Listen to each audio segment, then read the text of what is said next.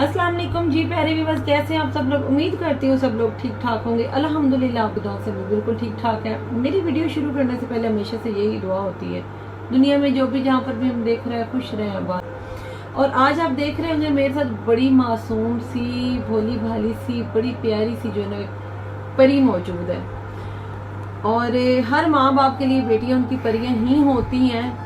और कुछ होते हैं कि उनको अल्लाह पाक ने नवाजा इतना होता है, वो अपनी बच्चियों को परियों की तरह ही सजा सवार के रखते हैं, तो वो परियां उनको जो है लोगों को भी नजर आती हैं। लेकिन माँ बाप के लिए तो औलाद जो होती है ना वो शहजादों से कम नहीं होती। कुछ माँ बाप ऐसे होते हैं, बच्चे ऐसे होते हैं सॉरी, के जो पैदा होते हैं उनके वालिदैन वफात पा जाते हैं, वालिद वफात पा जाते हैं। और जो वालदा होती है वो इस सदमे को लेके जो है ना वो आपे से बाहर हो जाती है, कोमा में चली जाती है।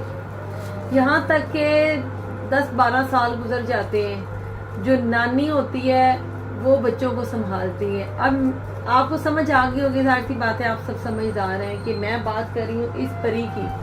इस मासूम सी परी का नाम क्या है और इसकी स्टोरी क्या है। इसकी स्टोरी अब आपको समझ आ गई कि जब ये पैदा हुई इसके अब्बू फौत हो गए और अम्मी जो है वो बीमार हो गई, उन्होंने सदमा ले लिया। कभी तो मेरी बच्ची ने दुनिया में जो है ना वो आंख ही खोली थी और इसके अब्बू जो है ना वो वफात पा गए। तो मैं अब क्या करूंगी। इसकी बच्ची के नने हाल भी इतने वेल सेट नहीं है कि इनको संभाल सके। जाहिर सी बात है जब औलाद होती है हमें ये होता है कि हमारी औलाद हमें संभालेगी, और जब औलाद ही परेशानी में आ जाए, मुसीबत में आ जाए, तो तब हम किस पे आस लगाएं। औलाद को फिर माँ बाप ने बचपन से लेके फिर बुढ़ापे तक औलाद को ही संभालना। वही सीन मेरी इन बहन के साथ भी हो रहा है। इनकी स्टोरी जो है ना वो इन्हीं की जबानी सुनते हैं। और प्लीज वीडियो को जो है स्किप मत कीजिएगा, पूरा देखिएगा नेकी के तौर पे। हाँ जी, आपका नाम क्या है? मेरा नाम मुकद्दस है। मुकद्दस, आप मुझे बताएं कि आज जब आप आई हैं मेरे पास तो बड़े ही ना भड़की हुई थी, गुस्से में है। और मैं आपकी फीलिंग को समझ सकती हूँ, आप बिल्कुल राइट हैं। आप बताएं क्या आपकी स्टोरी है? मेरी स्टोरी ये है कि मैं छोटी सी थी तो मेरे पापा फौत हो गया और उनके बाद क्या नाम है नानो मुझे संभालने लग गई। और जब मेरी मामा बीमार रहने लग गई तो फिर मुझे बहुत तकलीफ होती थी उन्हें देख के, और मेरा बहुत दिल करता है कि मैं भी स्कूल जाऊँ, पढूं, लेकिन ये मेरे किस्मत में है ही नहीं है। मैं इतनी अपने आप को कमजोर फील करती हूँ कि मैं किसी के सामने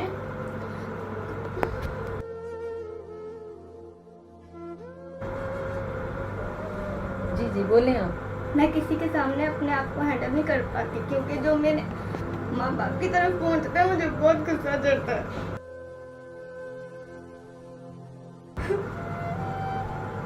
और मेरी नानो वो बेचारी काम करने जाती है, इसकी वजह से मुझे बहुत गुस्सा चढ़ता है। और मुझे नहीं देखा जाता कि मेरी नानो लोगों के घर काम करती हैं। और जहाँ पे जो जाती हैं ये देखते हैं आप, ये मेरे कपड़े हैं, इस तरह के मैं कपड़े पहनती हूँ। और मुझे बहुत बुरा फील होता है। मालिक मकान आते हैं तो नानों से कहते हैं कि किराया दें, और नानों के पास नहीं होते पैसे, इसलिए मुझे बहुत गुस्सा चढ़ता है। मेरा दिल करता है कि मैं अपने आप को मार दूं या उनको कुछ कर दूं।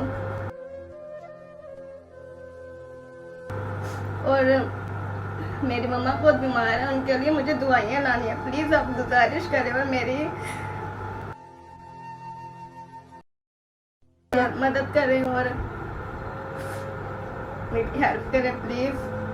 अच्छा मुकद्दस, मुझे ये बताएं आप बेटा कि आपकी ख्वाहिश क्या, आप क्या करेंगे आगे लाइफ में, क्या बनना चाहते हैं? मैं अपने ये सारी चीज़ें छोड़ के ना मैं पढूं ताकि टीचर बनूं और डॉक्टर भी बनूं। जो मेरे जैसे बच्चे हैं ना उनको पढ़ाऊं, उनका मुस्तकबिल आगे जाए और वो आगे जाए, पढ़ के कुछ बने। और डॉक्टर इसलिए बनना चाहती हूँ कि जो मेरी नाना अबू नानो है और मम्मा, उनका मैं फ्री में इलाज कर सकूँ। जो मजदूर है, मजदूरी करते हैं, बुजुर्ग हैं, उनका इलाज कर सकूं। माशाल्लाह से सोच बहुत अच्छी है मुकद्दस की, माशाल्लाह से बहुत ज़हीन है। मैंने उससे पूछा आपकी ख्वाहिश क्या है, तो वो कह रही मेरी ख्वाहिश है कि मैं डॉक्टर भी बनी और टीचर भी बनूं। ये अभी मैंने इनसे जो है इस सवाल का जवाब पूछना था कि क्यों उन्होंने खुद ही मुझे बता दिया, मुझे बोलने की ज़रूरत नहीं पड़ी कि टीचर मैं इसलिए बनूं कि मेरे जैसे बच्चों को मैं पढ़ा सकूं ताकि वो मुस्तकबिल में आगे आ सके, और डॉक्टर मैं इसलिए कि जैसे मेरी नानी अम्मा, नाना, अबू और मेरी अम्मी है, ऐसे ही गरीब लोग जो बेचारे दवाइयों के लिए बैठे हैं उनका मैं फ्री इलाज करूं। सोच माशाल्लाह से बहुत अच्छी है और ये कर भी सकती अगर आपकी सपोर्ट हो तो। अभी नए कपड़े नहीं पहने हुए, इसको टांके किसने लगा के दिए? ये खुद ही की है। आपने खुद टांके लगाए हैं? ये आपकी नानो जान है, इनसे बात कर लूं मैं? नहीं, क्यों? क्योंकि ये जैसी मेरी स्टोरियाँ नहीं है उसे बर्दाश्त नहीं कर सकती, ये बहुत बुलटी है, इसलिए बुढ़ापे में इनसे बातें करना बहुत मुश्किल हो जाएगा। मुझे थोड़ा सा तो पूछने दो कि जो देखने वाले उनको पता चले कि ये कैसे गुजर बसर कर रही है। नहीं, मुझे अच्छा नहीं लगेगा। आपके नानों से कोई बात ना करो। नहीं,